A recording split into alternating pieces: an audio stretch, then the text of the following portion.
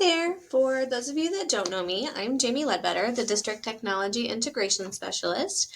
And what I wanted to share with you today are two AI tools that you can use as a teacher to help lighten your workload. So these are resources that you won't be using directly with students, but you'll use them to create resources that you can then use with students.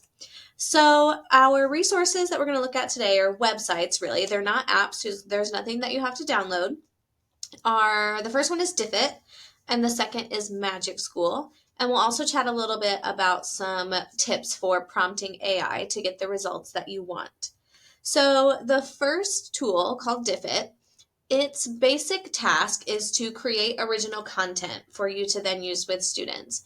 You will get in this collection in the Indiana Learning Lab. The next section is all about Diffit, and you will have the video that's right here, the What is Diffit video, and then you'll also have some Google Slides that will walk you through how to use Diffit. We'll talk about it a little bit in this video, but you'll really go in depth with your own exploration and through those slides that are provided for you.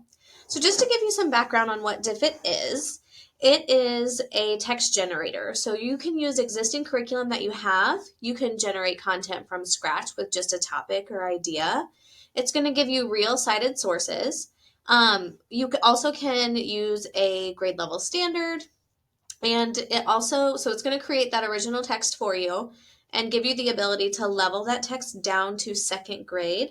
So my kinder and first grade teachers and even my preschool teachers, Diffit is probably not the best resource for you, but stick with me or skip ahead a little bit because Magic School is going to be where you guys can really shine. So with Diffit, again, you can create text that goes down to the second grade reading level. And I also can instantly re-level that text or customize it. So they also will come with, these reading passages will come with activities that you can do with the students, including some vocab activities. It will give you multiple choice questions, all of that. And I'll show you briefly kind of what that looks like here in a minute. So I can, again, type in a topic or a standard or upload a YouTube video. I can upload text that I already have. And then I'm going to choose whether I want this text to be fiction or nonfiction and the grade level that I want it as. It will also allow you to align to standards. So you can choose the standard you want it to align to as well. Let me give you an example of this. And before I do that, what you're going to get, just kind of a brief overview, you're going to get an image that goes along with your passage and then your reading passage. You'll be able to show the sources, copy the text.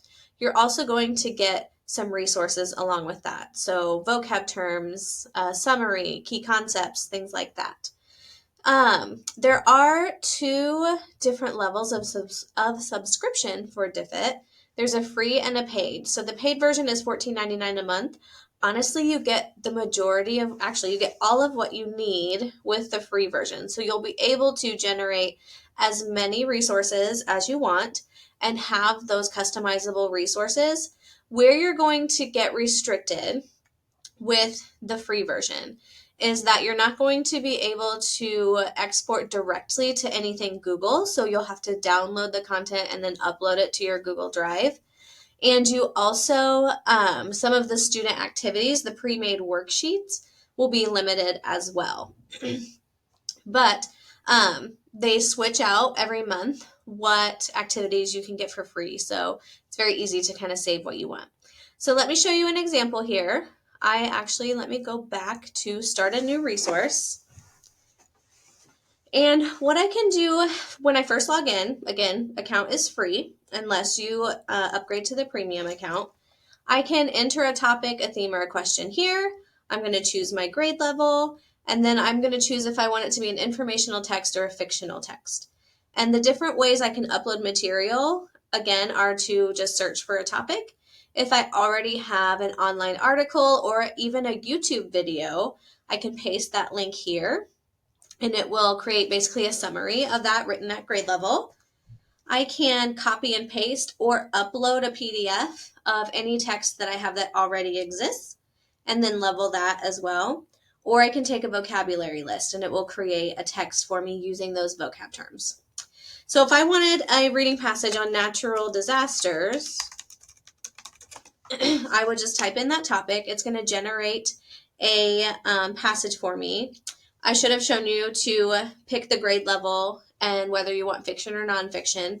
But if you forget to do that, no big deal, because once it has generated that text for you, if I forgot, maybe I wanted this actually written at a second grade level, I can say, oops, I messed up, and I can regenerate that passage. So let's say I want to add a third grade level, I can regenerate the passage, and it's going to take that same information but rewrite it at a third grade level.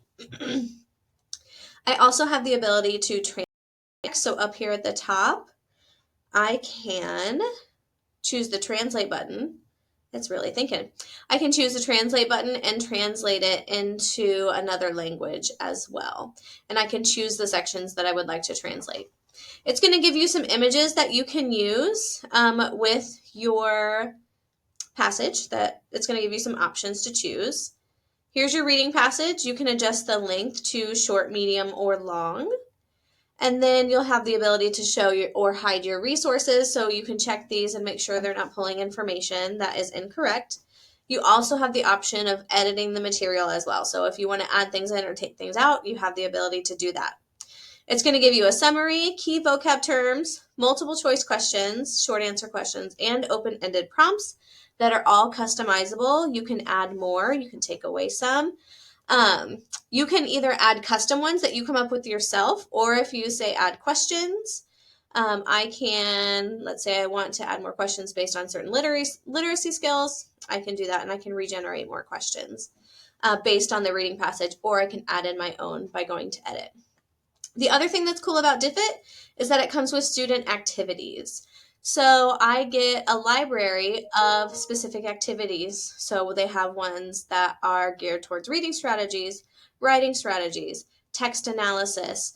And these, some of these will say free this month. Those are the ones that you'll be able to use with students. And they switch those out all the time. So once you have it in your Google Drive, so it'll give you the different formats that you can use. Once you have this in your Google Drive, you can save them and use them for other resources as well. So that's kind of the tip that I like to give when using Diffit is once you find one you like, create a template and use it with other things. The other tool that I'm going to show you today is Magic School. Magic School is another AI resource for teachers, but it has more than just leveling text on it and creating original content. Again, in this collection, you're going to have the Magic School video that overviews all of the tools in Magic School. And you also will have a Google Slides presentation that walks you through how to use Magic School. We'll walk through it briefly together, but I highly encourage you to just get into Magic School and start kind of poking around because there are lots of tools on there. And my suggestion is to go into Magic School kind of with a goal of what you want to create, whether that's you want to create an original text, maybe you just want to create questions, if you want to develop a new lesson plan idea. So kind of go in with a goal because then that makes it a little less overwhelming because there are a lot of tools in Magic School. So what it does is it helps to create instructional materials, differentiate instruction, engage families and communities. It helps with almost anything you might need to do as a teacher. So before we get into how to use Magic School, there again is two versions, the free versus the paid. You can use all of the tools in Magic School for free. The place you get restricted is, again, saving it directly to your Google Drive. So with Magic School, you can very easily copy the information, and I've just been pasting things into a Google Doc to be able to save it. The other thing you have to keep in mind with AI tools is that they are designed to be stepping stones or springboards. So you're not going to get a complete lesson plan or a complete worksheet that is like take and go. It's a stepping stool. So you use it to create something new yourself because that's, again, kind of how we want our students to use AI as well. We don't want them just copying and pasting from AI, correct? So we as teachers are not going to do that. So remember that when you use these tools in Magic School, that it's just giving you the content. You as the teacher have to filter through that content and decide what you want to keep or get rid of, and then format it the way that you want it. With Magic School, it's a little bit different than Diffit because I actually have to prompt these tools to do what I want. So before we get into how to go through and get into Magic School, let's talk about some prompting tips. Prompting an AI chatbot or a large language model is different than prompting Google. So when I go to Google something, I am searching for a topic. Maybe I want to know what the weather is like in a certain city, or what the score to a game was, or I want some information on the hurricane that just went through. So I type in that just brief description of what I want. Most of the time I'm asking Google a question. And it's going to give me a plethora of resources that I can use that are from the entire internet. And I have to filter through and decide what's important and what I agree with and decide to use and then use it. Large language models or chatbots are different because they are pulling from a database that's loaded by people. So people load in the information from that database, and it's only working with the information that it has from the last time it was updated. So sometimes you don't have current events in these chatbots because it depends on when the last time the chatbot was trained or the database was updated.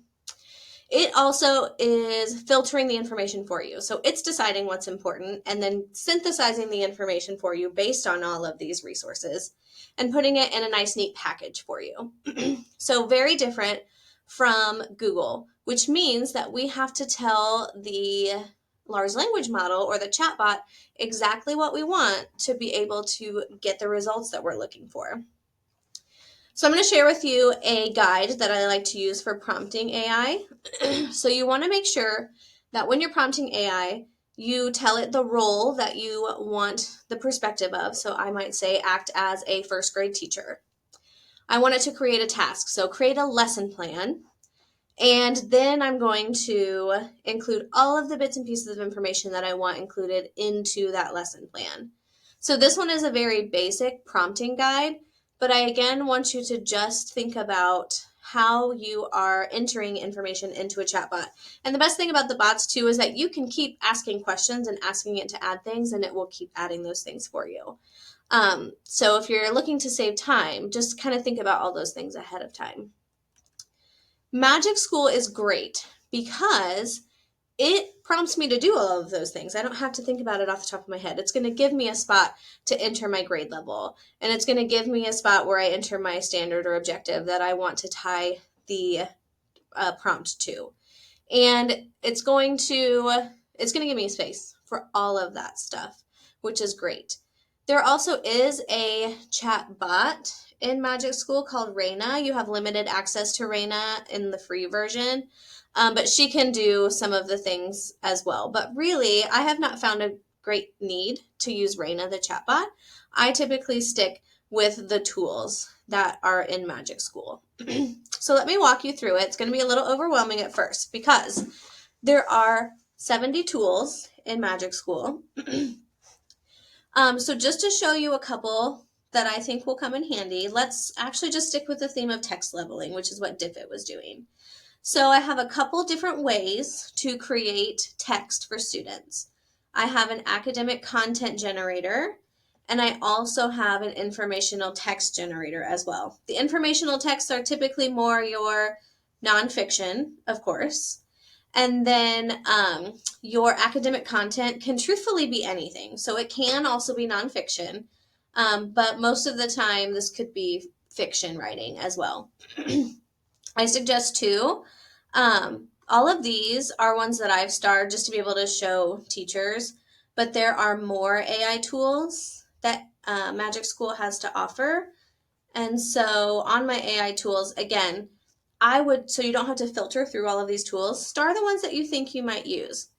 So for example, let's try to create something in Diffit or in Magic School that we did very similarly to Diffit. So say I want to create academic content it's going to prompt me to put in all of the information. Magic School is awesome because it goes down to pre-K, whereas remember with Diffit, we could only go down to second grade. So I'm going to put in my grade level, content type, text length, and then I'm going to enter in all the other information. If you want to know what a tool is going to give you, I would use this exemplar button because it's going to show you a great example of what was put into the generator and then what it generated from that. So this one was asking for a textbook page at the 7th grade level, and here is what it generated. So once I have generated my reading passage, remember that Diffit created those questions for me. So now I want to ask the students questions about that. I'm going to go to, and this is kind of where Diffit sometimes is a little bit better because it's all a one-stop shop. This is still great. I just have to go to a couple different tools to get it. So I started in my academic content generator. Now I can go a couple places. I can do DOK questions in the DOK question generator. So I can enter in a topic, standard, or objective. I'm going to use the exemplar button. So 7th grade forces in motion. I've got some DOK level questions to answer or to ask with that reading passage or with that standard. If I want specific questions based on that reading passage, then instead of the DOK question generator, I'm going to use the text-dependent questions. And that is where I can then pick my grade level, number of questions, the types of questions I want, and then I can copy and paste or upload the text that I have, and then it's going to give me some questions based on that. So in this example, 10th grade, number of questions, I want comprehension questions. Here are the notes that I uploaded in a PDF form, and here are 10 questions to go along with that. Just to point out a couple other tools that you might use that are helpful. Here's the text leveler. So again, just like with Diffit, I can take that passage that I created and I can re-level it. So if it was originally written at a 2nd grade level and I have a student who is well below grade level, let's say I need it written at a kindergarten level, I can copy and paste or upload that information here and it's going to re-level that for me. Another one that you might use in class, lots of our elementary teachers are needing math spiral review. There are accommodation suggestions. You also have, I love the make it relevant because you enter in the interests of your students and it will help make an assignment or topic relevant to them and pique their interest. Jeopardy review game is really awesome. But again, what I want to point out about an AI tool is that it's not going to give you a take and go situation. It's going to give me my Jeopardy board, but I'm going to have to put this into a format for the students. It gives me the questions. So it tells me exactly what I need to know, all the questions that I want. It's editable. And I'm going to have to put that into then a Jeopardy template of some sort. The last thing that I want to show you is the email responder because I think that will come in handy for you. So with the email responder, you put in your name, the email you're responding to, and then you type in everything you want to say. So say you get an email from a parent, that parent is mad about something, also makes you a little bit heated. I can get out all of my feelings in that box. And then it's going to make it sound very nice for me so I can send a very kind and professional email back to the parent. So that's one that I think would come in handy and that I think is a great one. But again, I highly suggest just coming in here, kind of poking around. I also highly suggest visiting Magic School's YouTube channel because they go through each of the tools and how you can use it in class. So again, just kind of poke through, see what you want. And if you have questions as you are looking at either of these, feel free to reach out to me. You can email me. My email is on the screen. And I'm happy to stop by and walk through it with you or answer any questions that you have. So thanks for joining me today.